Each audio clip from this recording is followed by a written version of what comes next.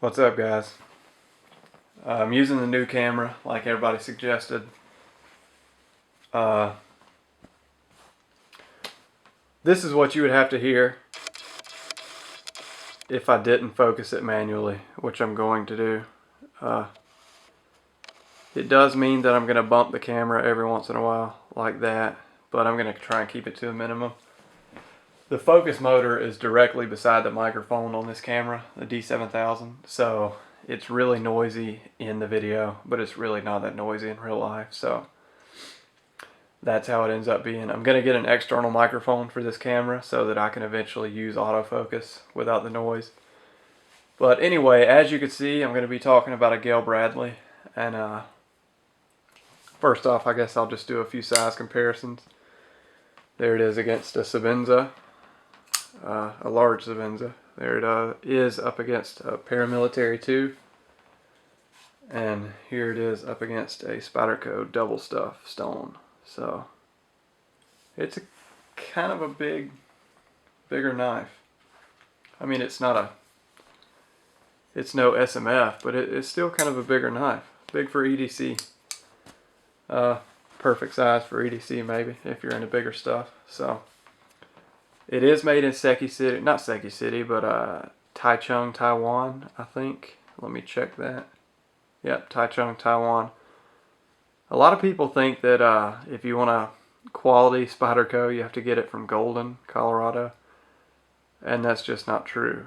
Seki City makes excellent knives, and Taiwan is by far the best as far as quality is concerned.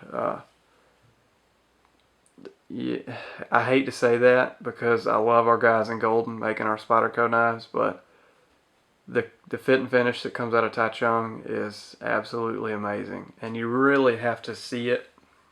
I'm going to do a few close-up shots at the end of this video, but it's really amazing. The fit and finish is something that is needed to be seen to believe. It's pretty amazing. I know I keep saying that and going on about it, but it's really... Sorry, I'm just focusing the camera. It's really pretty amazing. It is a liner lock. It uses stainless steel liners. They are skeletonized, but it's still kind of a heavy knife. It's stainless steel liners with carbon fiber as an overlay, as you can see.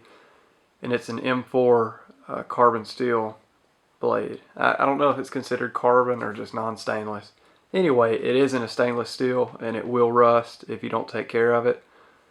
But as you can see, mine has like no rust on it, and I literally don't take care of this blade. I don't put anything on it to protect it. It just kind of stays clean. I don't know if you've ever heard the saying that a used tool never rust, and that's kind of true. If you use your knife, it won't rust unless you put it up against your body and you sweat all day on it or something. Of course it'll rust then, but you really have to try to get these blades to rust. I mean, they will do it if you don't take care of it, but not taking care of it to me is just not letting it get wet and not letting it sit in food for a while after you cut something. So there's the blade. Give you a few shots of it. Go ahead and zoom back out. The fit and finish on this knife, like I was saying, is excellent. There's absolutely no flaw you can find. Everything is fit perfectly, finished exactly the way you'd want it to be. It's really pretty amazing at the price point. I think this knife was $130, and it's almost Sebenza level quality fit and finish. I know that's a big claim, but you really have to see it to believe it. The fit and finish, it will blow your mind for $130. It would blow your mind for $250. I feel safe saying that. The carbon fiber is perfect. It's just like the carbon fiber on the Sage 2, if I remember correctly. It's not the peel ply texture, but it's also not high gloss. It does have a little bit of texture to it, so it's a really nice grip in my opinion. I like the way it feels. It has really nice standoffs in the back, the hourglass shaped standoffs, which I'll get a little close up of that. so you can see it. It's dirty with fingerprints. I hope you don't mind. But the standoffs are really nice, and it's a flow through construction. And here you can see how the lock is.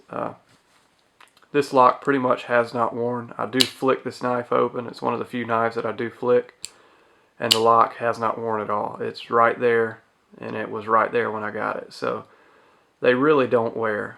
There's no cutout for the liner lock, but it's not hard for me to disengage. I've heard some people have problems with it, but they have this little kind of concave shape right here that allows you to get your thumb in there and push it over.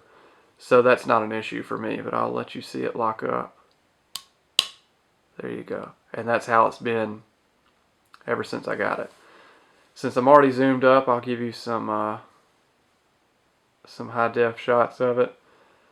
The stainless steel liner does kind of overlap on this carbon fiber. That does bug some people, but for me it makes the grip very comfortable. So I really enjoy this knife.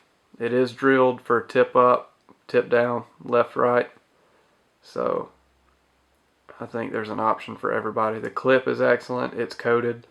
It won't rust. You won't have to worry about that. It is designed by Gayle Bradley. He's a championship. I don't even know what I was trying to say. He won the Blade Sports Championship. So he collaborated with Spyderco on this knife, and it's excellent. The M4 steel holds its edge for a very, very long time. If you're not used to high-speed tool steels, you will really, really like this steel. It will probably blow your mind how sharp it gets and how long it holds that really stupid sharp edge. I would say it holds its razor edge longer than a lot of high vanadium steels like S90V, but it actually dulls a little bit faster. So you kind of get a good compromise if you're the type of person that likes a really highly refined edge, a really, really sharp edge. It holds that for a long time, but it inevitably gets dull a little bit faster than the super steels or other super steels. It's not a heavy knife, but it does have some weight to it. I like that. It just feels substantial in my pocket. I like having that weight. It does give you, it inspires confidence, like you could use this blade hard, which you can. This is meant to be a hard use knife, despite its good looks. It is meant to be a hard use blade, and I would say it fits that bill pretty well. It's very, very durable. It has absolutely zero blade play, even after all the abuse I've put it through. And trust me, I have kind of beat on this knife since I've gotten it. So it is a very, very durable knife and well worth the money if you're looking at getting it.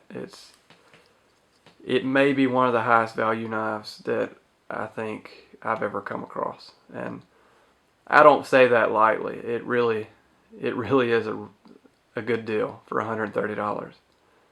I don't think any other company has anything that even comes close to this as far as value and materials and fit and finish for the cost. See if I missed anything. It is put together, screwed together construction.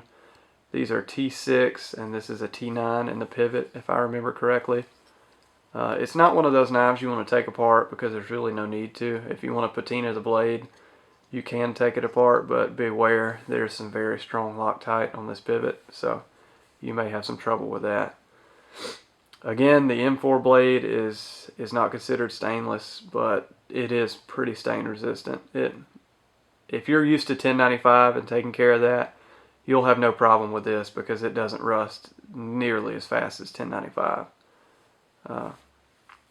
I'll give you a couple more good looks at it, and then I think I'll wrap this up.